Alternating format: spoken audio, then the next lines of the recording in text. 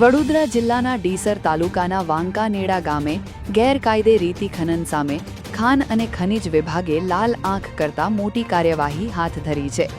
જિલ્લા કલેક્ટર તેમજ વડોદરા જિલ્લાના ભૂસ્તર શાસ્ત્રી નીરજ ગામિતના માર્ગદર્શન હેઠળ કરવામાં આવેલી આ કાર્યવાહીમાં રેતી માફિયાઓમાં ભારે ફફડાટ વ્યાપી ગયો છે. મળતી માહિતી અનુસાર મહેસરી નદીના પટ પાસે બિનઅધિકૃત રીતે રેતી ખનન કરવામાં આવી રહ્યું હોવાની બાતમીના આધારે ખાન અને ખનિજ વિભાગની ટીમે તાત્કાલિક દરોડા પાડી કાર્યવાહી કરી હતી.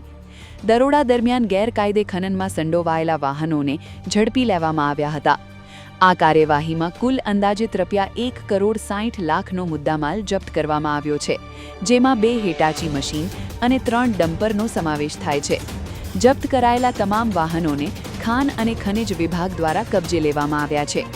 ખાન અને ખનિજ વિભાગે જણાવ્યું છે કે ગેરકાયદે ખનન કરનારાઓ સામે નિયમો અનુસાર યોગ્ય દંડ ફટકારી આગળની કાયદેસરની કાર્યવાહી હાથ ધરવામાં આવી છે.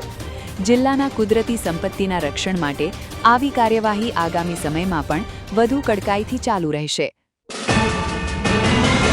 YouTube પર KNK મીડિયા નેટવર્કને સબસ્ક્રાઇબ કરો, ફેસબુક અને ઇન્સ્ટાગ્રામ પર ફોલો કરો અને દરેક પોસ્ટને લાઇક અને શેર કરવાનું ભૂલશો નહીં.